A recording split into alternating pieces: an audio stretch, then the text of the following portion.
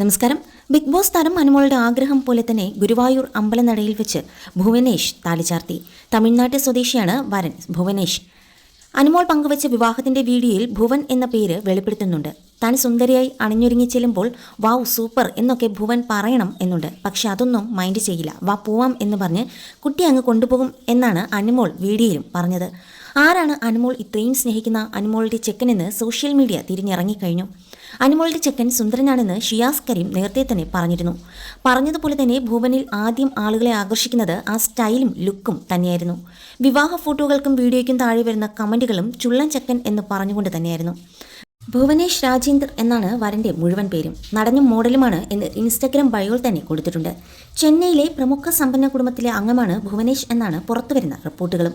Social മീഡിയയിലേക്ക് നോക്കിയാൽ 2019 മുതൽ ഇൻസ്റ്റാഗ്രാമിൽ സജീവമായ ഭുവന് 1.39 ലക്ഷം ഫോളോവേഴ്സാണ് ഇൻസ്റ്റാഗ്രാമിൽ ഉള്ളതും.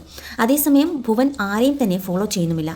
Modelling, acting, fashion, travelling, life style, fitness, content creation എന്നീ മേഖലകളിലാണ് ഭുവന് താല്പര്യം. റീൽ വീഡിയോകളിലൂടെയാണ് ഭുവൻ കൂടുതൽ പരിചിതനാകുന്നതും. അനുവിൻ്റെയും ഭുവൻ്റെയും പ്രണയവിവാഹമാണോ എന്നത് വ്യക്തമല്ല. തന്നെ സ്നേഹിക്കുന്നവർക്കും തൻ്റെ നല്ലത് ആഗ്രഹിക്കുന്നവർക്കും വേണ്ടി എല്ലാ വിശേഷങ്ങളും തൻ്റെ യൂട്യൂബ് ചാനലിലൂടെ പങ്കുവയ്ക്കുമെന്നാണ് അനുമോൾ പറഞ്ഞിട്ടുള്ളതും. വെറുക്കുന്നവർക്ക് എല്ലാ വിവരങ്ങളും നേരത്തെ കിട്ടേണ്ടേ എന്ന് കരുതിയാണ് കല്യാണത്തെക്കുറിച്ചോ വരനെക്കുറിച്ചോ ഒന്നും വെളിപ്പെടുത്താതെന്ന് അനുമോൾ പറയുന്നുണ്ട്. ഷിയാസ് കരീമാണ് അനുമോളുടെ വിവാഹത്തെക്കുറിച്ച് ആദ്യം വെളിപ്പെടുത്തൽ നടത്തിയത്.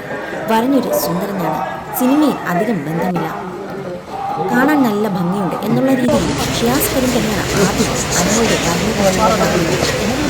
വിവാഹ രീതിയിൽ ഇരുവരെയും സുരേഷ് ഗോപിയും രാവിലെ തന്നെ